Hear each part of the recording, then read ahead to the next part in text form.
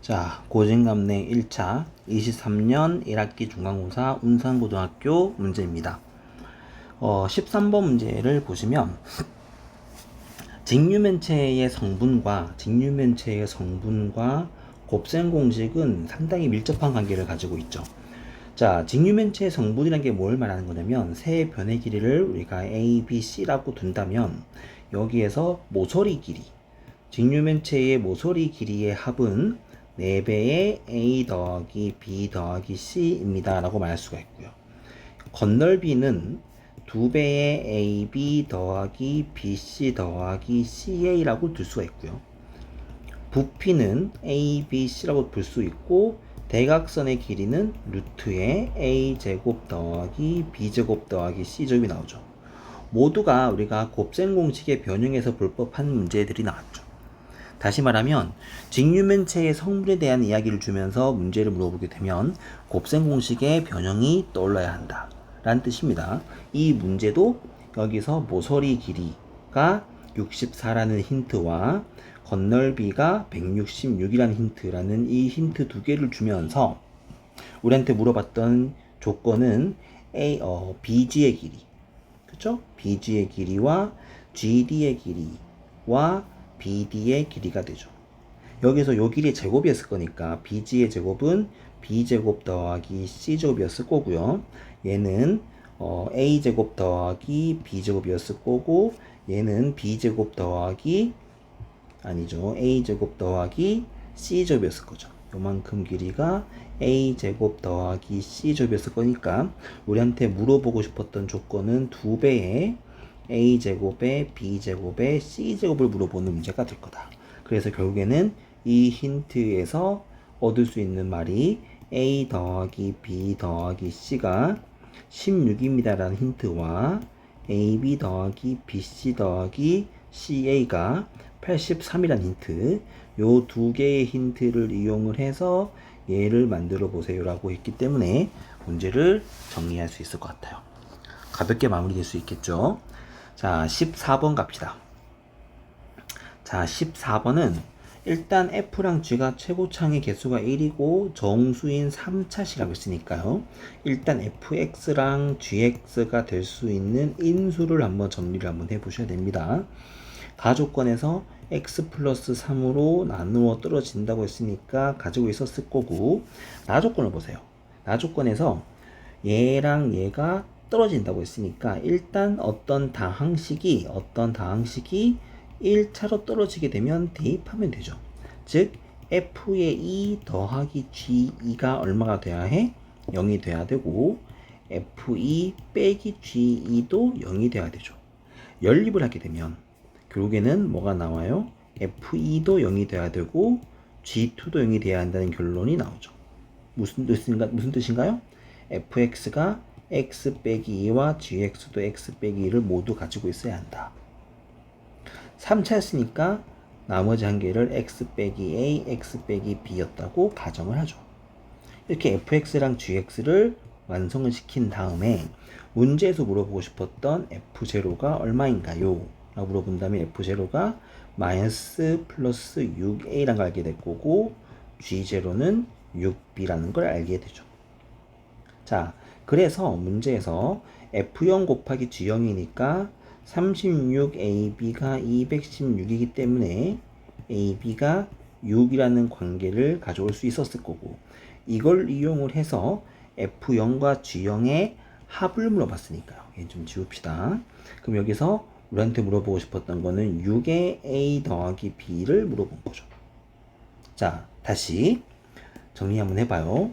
이걸 주면서 얘를 물어보죠. 문제가 말이 돼야 안 돼요? 안 되죠. 그런데 여기서 어떤 조건이 필요하죠? 정수. 자, 뒤에도 나오는 여기에요. 바로 옆에 있는 16번도 자연수. 자, 수학 문제를 풀다가 정수라는 표현과 자연수라는 표현을 보는 순간 여차하면 나는 식을 일일이 다 만들어서 일일이 대입을 모두 다 해서 소위 말하는 노가다 문제를 풀어봐야지 라는 게 마음속에 깔려 있어야 됩니다. 정수라든가 자연수란 말이 있는 순간부터 난 여차하면은 난 식을 다 써볼 거야 라는 걸 일단 마음속에 넣고 있어야지만 이 문제가 접근이 돼요. 그렇기 때문에 여기에서 A와 B가 정수였으니까 만들 수 있는 조건을 정리해보게 되면 봐봐요. A와 B가 정수인데 곱한 게 6이 나왔어요.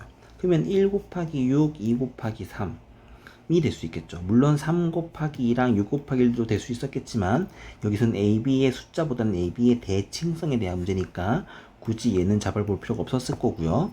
자, 굳이 말하면 마이너스 1, 마이너스 6, 마이너스 2, 마이너스 3이라는 답까지도 가져와야 돼요. 왜냐면 정수였기 때문에 음수일 수도 있었던 거죠.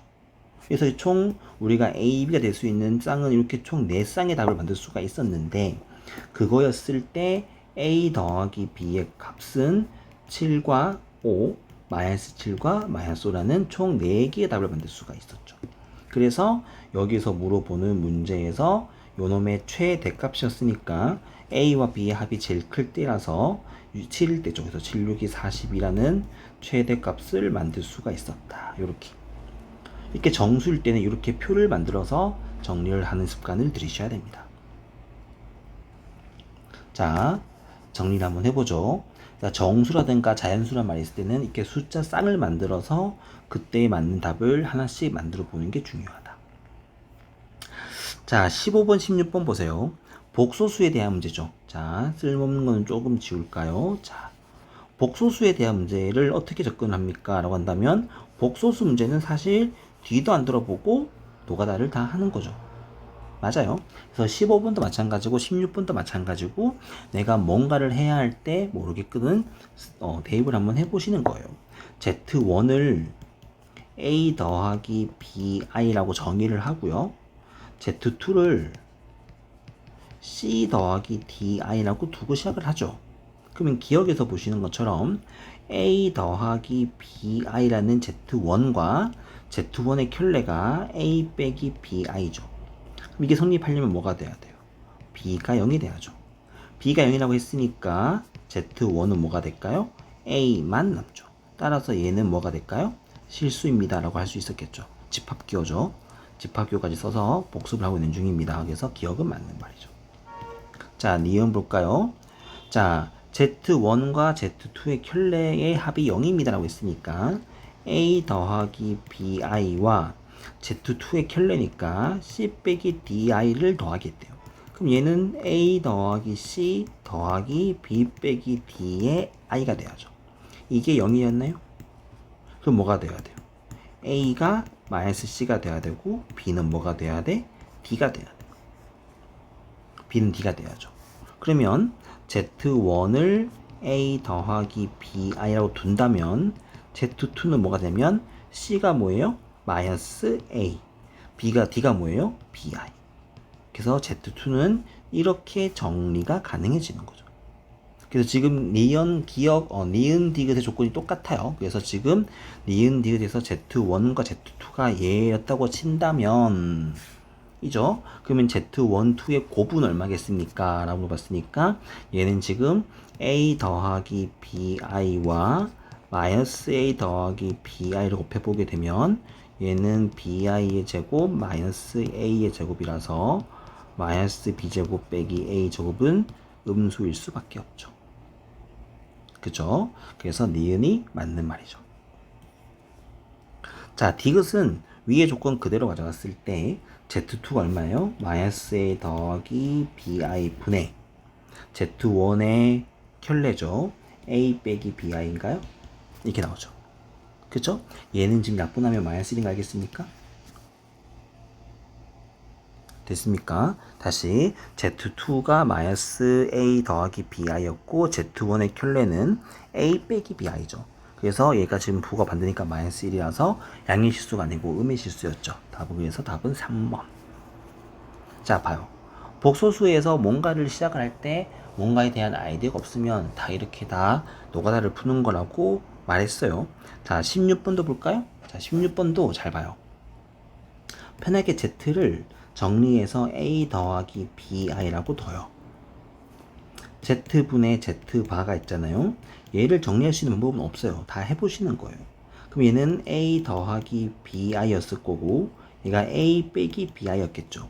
그럼 얘를 당연히 우리는 유리화를 하겠죠. a 빼기 bi를 분자 분모에 이렇게 곱하기 하겠죠.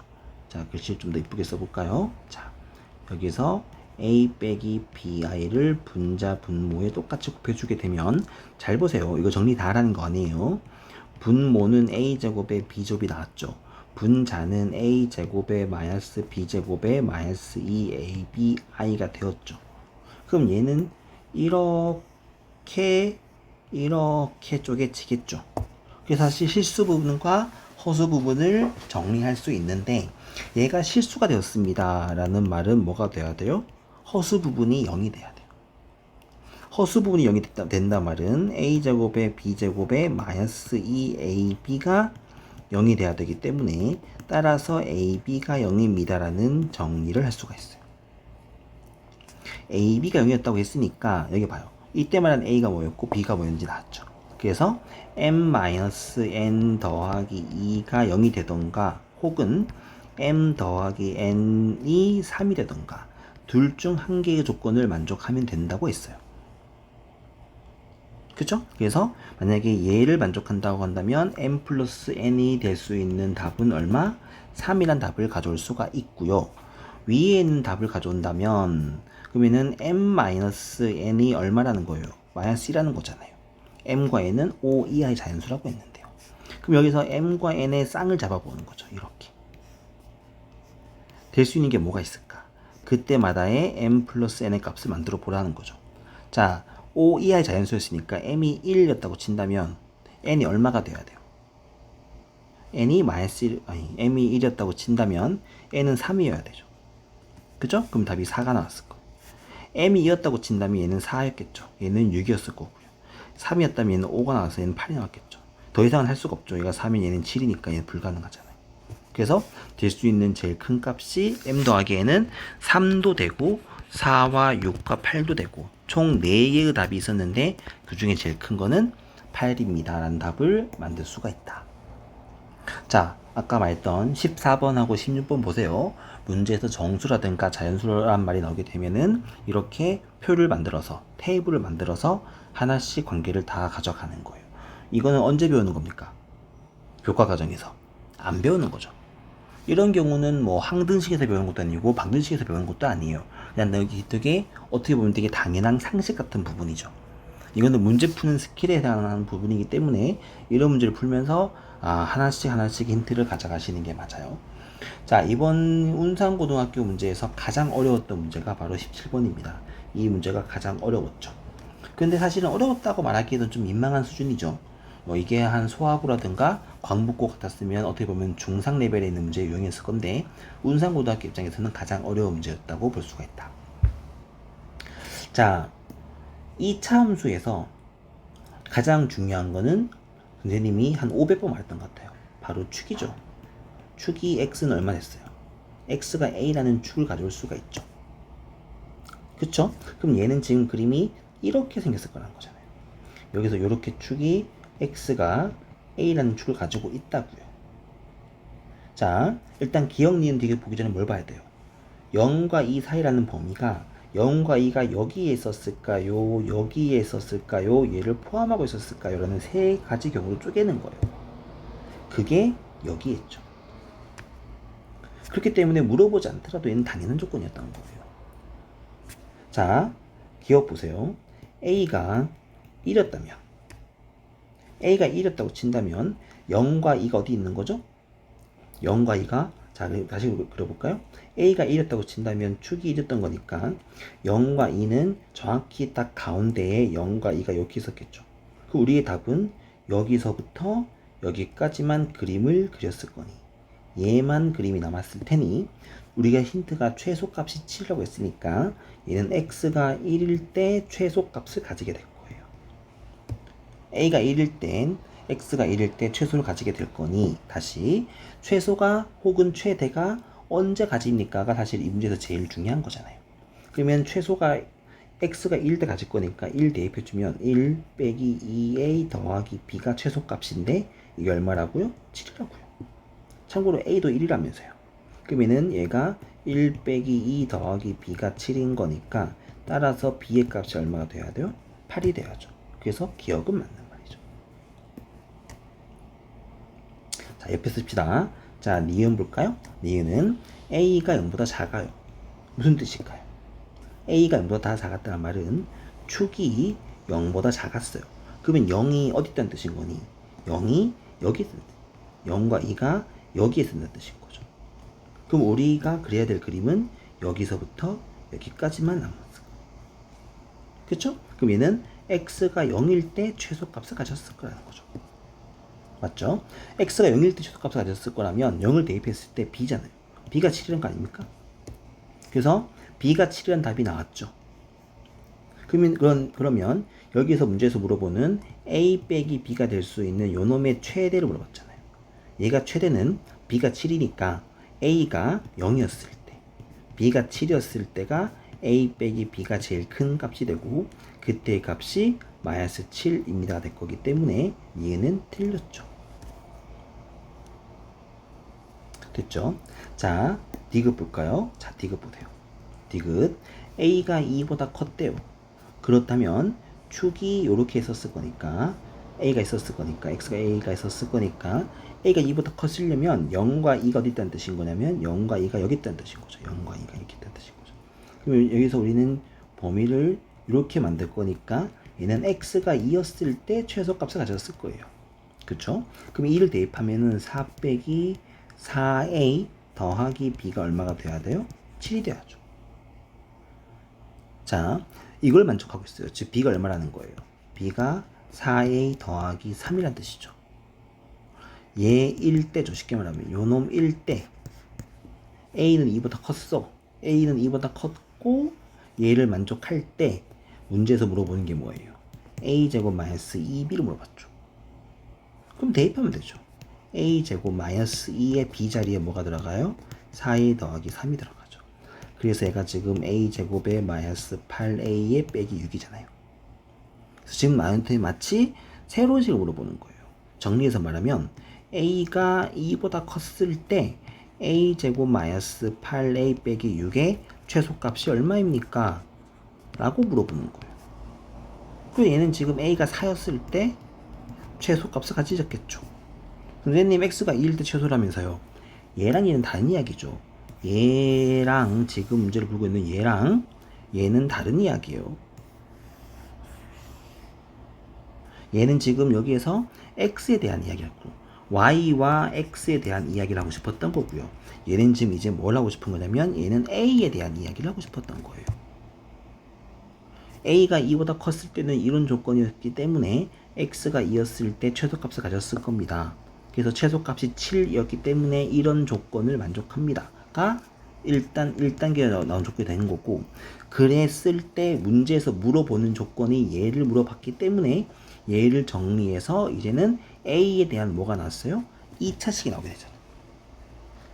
a에 대한 2차식이 나왔기 때문에, 그죠? 여기서 이제 우리한테 해보게 되면 a가 4가 이 범위에 포함됐기 때문에 얘는 16 빼기 84 32 빼기 6이라서 얘가 마이너스 16에 마이너스 22가 되죠. 그래서 최소값이 마이너스 20이라는 게 맞죠.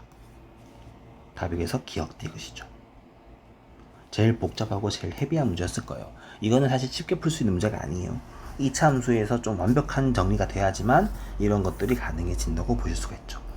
자, 멈춰놓고 정리하면서 넘어가셔야 돼요. 아까 선생님이 수업 시간에 말했지만 고진감래를 위한 노트를 하나 만들어주시면 좋을 것 같아요. 자, 서술형 3번 갑시다. 자, 3번 보시면 자, 이 2차 함수랑 1차 함수가 접한다면서요. 그럼 뭘 하면 돼요? 연립해서 판별식을 쓰면 되죠. 근데 k의 값에 관계없다면서요. 이게 뭐라는 거예요? k에 대한 항등식이 돼야 한다는 거죠. 연립해서 판별식이 0입니다가 k에 대한 항등식이 돼야 돼. 끝인 거죠. 그럼 연립할 거잖아요. 자, 그럼 x제곱에 마이너스 2kx에 더하기 k제곱 빼기 4k가 2ax 마이너스 b입니다가 될 거라서 연립하면 x제곱에 마이너스 2의 k 플러스 a의 x에 k제곱 마이너스 4k 더하기 b는 0이죠. 그래서 짝수에 대한 판별식을 쓰게 되면 k 플러스 a의 제곱 마이너스 ac라서 k제곱 마이너스 4k 더하기 b가 될 거고, 전개하게 되면은 2ka 더하기 a제곱 더하기 4k 빼기 b가 되겠죠. 그럼 얘가 지금 a가 중요한 게 아니고 얘는 k에 대한 식이니까, 그죠? 2a 더하기 4의 k 더하기 a제곱 빼기 b였는데, 이게 k 항등 입장에서 0이 되려면 따라서 2a 더하기 4가 0이 돼야 되고 a제곱 빼기 b가 0이 돼야 되기 때문에, 따라서 a는 마이너스 2가 돼야 되고 b는 4라는 답을 가지게 된다. 됐죠? 자, 2번은 그때의 a, b에 한해서 라는 뜻이죠. 그때의 a, b 한해서면 얘가 y는 x제곱에 bx니까 4x에 마이너스 2죠. 얘가 x축과 만난다면서요. 함수가 x축과 만나는 점은 다른 말로 말하면 두근의 해를 말하는 거죠. 근을 말하는 거죠. 인수분해가 안 되기 때문에 얘는 우리가 마치 방정식에서 근의 공식을 쓰는 것처럼 마이너스 2 풀마 루트의 b제곱 마이너스 ac에서 6이 나오죠. 그래서 베타가 뭐예요? 베타는 마이너스 2 플러스 루트 6이었을 거고, 알파는 마이너스 2 빼기 루트 6이었을 거니까, 따라서 베타 빼기 알파는 2 루트 6입니다 라는 답을 만들 수가 있겠죠. 요렇게.